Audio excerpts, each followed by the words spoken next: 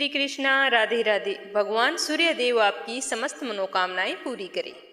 तो चलिए शुरू करते हैं वैशाख रविवार को सुनी जाने वाली कथा। पुराने समय की बात है। एक राजा के दो रानियां थी। बड़ी रानी कोई काम नहीं करती थी और ना ही उसकी कोई धर्म कर्म में रुचि थी। लेकिन राजा की छोटी रानी बहुत ही धार्मिक विचारों वाली थी। वह हर साल वैशाख के महीने में स्नान करती और रविवार के व्रत किया करती थी। जब भी वो रविवार के व्रत किया करती तो रविवार के दिन आकड़े के पौधे की पूजा किया करती थी। बड़ी रानी जब भी छोटी रानी को पूजा करते हुए देखती तो बहुत ही गुस्सा होती, उससे बहुत ही ज़्यादा ईर्ष्या करती थी। एक बार वैशाख के महीने में जब छोटी रानी रविवार को आग के पौधे की पूजा करके आ रही थी तो बड़ी रानी ने देख लिया और सोचने लगी कि ऐसा क्या करूं जिसे छोटी रानी की पूजा बीच में ही छूट जाए। तो उसे सोचते सोचते एक उपाय सूझा। उसने सैनिकों को बुलाया और आदेश दिया कि हमारे राज्य में जितने भी आग के पौधे हैं सारे काट डालो। तो सैनिकों ने कहे अनुसार राज्य में से सारे एक एक करके आग के पौधे काट डाले। जब दूसरा रविवार आया तो छोटी रानी ने देखा भी कोई भी आग का पौधा नहीं था। तो वह पूजा का सामान लेकर जंगल में चली गई। वहां ढूंढते ढूंढते उसे एक छोटा सा आग का पौधा मिल गया।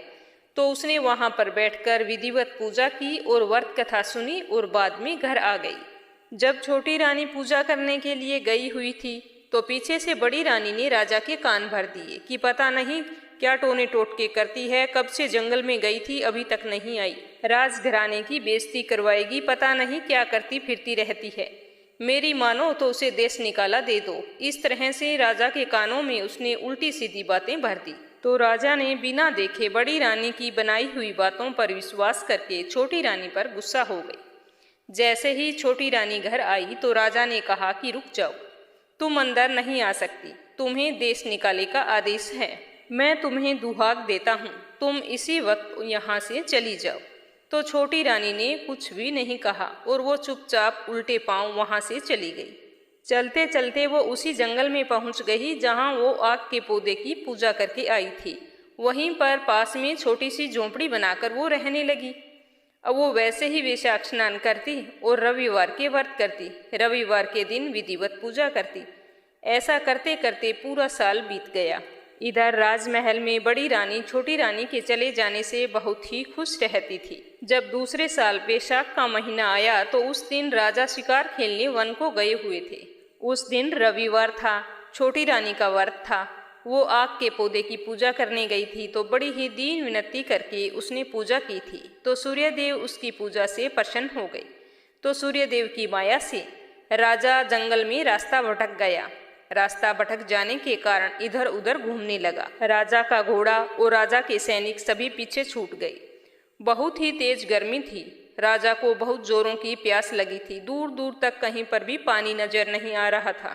अचानक से राजा ने देखा कि कुछ पक्षियों के चहकने की आवाज आ रही थी। तो राजा ने देखा तो काफी दूरी पर पक्षी उड़ रहे थे। तो राजा ने सोचा कि जरूर वहां पर कुछ होगा, चल कर देखता हूँ, क्या पता पानी मिल जाए। तो राजा उसी दिशा में चल पड़ा। वहां पर जाकर देखा तो वहां पर एक आग का बहुत बड़ा पौधा था। उसके नीचे 5 रोटियां रखे थे। घी का दीपक जल रहा था। पास में एक खड्डा पानी से भरा हुआ था। तो राजा ने वे रोटियां खाकर अपनी भूख शांत की और वो खड्डे में से पानी पीकर अपनी प्यास बुझाई। और पास में एक पेड़ था, उसके नीचे दिन भर विश्राम किया और शाम को महल में आ गई। महल में आकर सैनिकों को आदेश दिया कि जाओ जाकर देखो कि जंगल में वहाँ कौन है और वो पानी और वो रोटियां किसने रखे थे। उसी की वजह से मेरी आज जान बची है, जाकर पता करो, मैं उसे इनाम देना चाहता हूँ। तो राजा के कहे अनुसार दूसरे दिन सैनिक जंगल में चले गए। इधर उधर ढूंढने लगे। ढूंढते ढूंढते उन्हें एक छोटी सी झोंपड़ी दिखाई दी। वहां जाकर आवाज लगाई तो एक औरत बाहर आई। तो सैनिकों ने कहा कि आप कौन हो, क्या आपने ही आकड़े के पौधे के पास वो रोटियां और पानी का खड्डा भरा था। तो रानी ने कहा कि हाँ। तो वो बोले कि आपको राजा ने याद किया है, आपको अभी राजमहल चलना होगा। तो छोटी रानी ने जाने से इनकार कर दिया। तो वो वहां से वापस लौट आई। सैनिकों ने आकर राजा को बताया कि वहां पर एक औरत रहती है। उसने राजमहल आने से इनकार कर दिया। तो राजा ने कहा कि ऐसी कौन औरत हो सकती है, जो राजा के बुलावे पर भी नहीं आ सकती। चलो मैं चलकर स्वयं देखता हूँ। यह कहकर राजा सैनिकों के साथ चल पड़े। वहां जाकर आवाज लगाई तो छोटी रानी बाहर आई। तो राजा ने उसे देखते ही पहचान लिया और सारी बातें उसे याद आ गई। राजा ने हाथ जोड़ते हुए छोटी रानी से कहा कि मेरी गलती हो गई, मुझे माफ कर दो। आपकी पूजा पाठ की वजह से ही आज मेरी जान बच पाई है। मैं चाहता हूँ कि आप मेरे साथ महल में चलो। तो छोटी रानी ने मन ही मन सूर्यदेव को प्रणाम किया और राजा के साथ चल पड़ी। राजा ने खूब आदर सत्कार और गाजे बाजे के साथ छोटी रानी को राजमहल में फिर से प्रवेश दिलाया और सुहाग दिया। बड़ी रानी को दुहाग देकर दंडित किया और देश से निकाल दिया।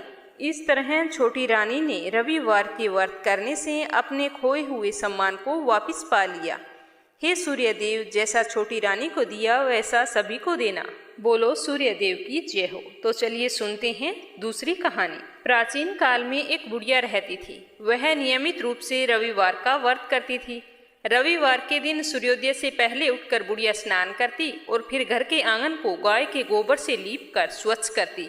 उसके बाद में सूर्य भगवान की पूजा करती, रविवार की व्रत कथा सुनती और सूर्यदेव को भोग लगाकर दिन में एक ही समय भोजन करती थी। सूर्य भगवान की कृपा से बुढ़िया को किसी प्रकार की कोई भी चिंता या कष्ट नहीं था। धीरे धीरे उसका घर धन धान्य से भर रहा था। उस बुढ़िया को सुखी होते देखकर उसकी पड़ोसन उसे जलने लगी। बुढ़िया के कोई गाय नहीं थी। वह पड़ोसन की गाय का गोबर लाकर अपना आंगन लिपा करती थी। तो पड़ोसन ने सोचा कि अपनी गाय को घर के अंदर बांध लेती हूँ। बुढ़िया को गोबर नहीं मिलेगा तो आंगन कैसे लिपेगी। तो रविवार के दिन बुढ़िया को गाय का गोबर नहीं मिला और वो आंगन नहीं लीप सकी। तो बुढ़िया ने सूर्य भगवान को भोग भी नहीं लगाया और ना ही उस दिन खुद ने भोजन किया। भूखी प्यासी सूर्यास्त होने पर सो गई। इस तरह से बुढ़िया को दुखी देखकर सूर्यदेव ने अपनी माया से बुढ़िया के घर में एक सुंदर सी गाय और बछड़ा भेज दिया। प्रातःकाल होने पर जब बुढ़िया माई सुबह उठी तो उसने देखा कि घर के आंगन में एक सुंदर सी गाय और बछड़ा खड़ा है। तो उसे देखकर हैरान हो गई। तो उसने जल्दी से गाय को आंगन में बांध दिया और चारा लाकर खिलाया। पड़ोसन ने उस बुढ़िया के घर में बंधी हुई सुंदर गाय और बछड़े को देखा तो वो और जलने लगी। तभी गाय ने सोने का गोबर किया। तो गोबर को देखते ही पड़ोसन की आंखें तो फटी की फटी रह गई। तब पड़ोसन ने देखा कि बुढ़िया तो यहाँ पर है नहीं।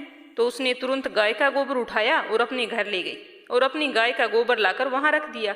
ऐसा कई महीनों तक चलता रहा। सोने के गोबर से पड़ोसन तो कुछ ही दिनों में धनवान हो गई। गाय के प्रतिदिन सूर्योदय से पहले सोने का गोबर किया करती थी। वो बुढ़िया के उठने से पहले ही पड़ोसन उठाकर ले जाती और अपनी गाय का गोबर वहां लाकर रख देती। बहुत दिनों तक बुढ़िया को सोने के गोबर के बारे में बिल्कुल भी पता नहीं चला। बुढ़िया तो पहले की तरह हर रविवार को भगवान सूर्यदेव का व्रत करती रही और कथा सुनती रही। लेकिन सूर्य भगवान को तो पड़ोसन की चालाकी का पता था। तो उन्होंने अपनी माया से एक दिन तेज आंधी चलाई। आंधी का प्रकोप देखकर बुढ़िया ने गाय को कमरे के अंदर बांध लिया। सुबह उठकर बुढ़िया ने देखा कि गाय ने तो सोने का गोबर किया है। तो उसके आश्चर्य का ठिकाना नहीं रहा। उस दिन के बाद में बुढ़िया गाय को घर के भीतर बांधने लगी। सोने के गोबर से बुढ़िया कुछ ही दिनों में धनी हो गई। बुढ़िया के धनी होने से पड़ोसन बुरी तरह जल बुनकर राख हो गई। उसने अपने पति को समझा बुझाकर नगर के राजा के पास भेज दिया। तो उसने वहां जाकर राजा को कहा कि एक बुढ़िया के पास ऐसी सुंदर गाय है जो सोने का गोबर देती है। वो उस बुढ़िया के पास उसका क्या काम, उसे तो राजमहल में होना चाहिए ताकि सोने से प्रजा का पालन अच्छी तरह से हो सके। तो राजा ने अपने सैनिकों को भेजकर गाय को राजमहल में मंगवा लिया और एक सुंदर से कमरे में बांध दिया। राजा ने सोचा कि सुबह तो खूब सारा गोबर होगा। सुबह होने पर जैसे ही राजा जल्दी से उठे और गाय के कमरे में जाकर देखते हैं तो वो कमरा तो पूरी तरह लीद से भरा हुआ था।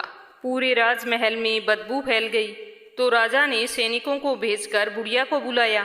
तो बुढ़िया ने आकर बताया कि मैं रविवार के व्रत करती हूँ, सूर्यदेव की कृपा से ही मुझे ये गाय मिली है। तो सारी कहानी जानकर राजा ने बहुत सारा धन देकर बुढ़िया से अपनी गलती के लिए क्षमा मांगी और राजा ने पड़ोसन और उसके पति को उसकी दुष्टता के लिए दंडित किया।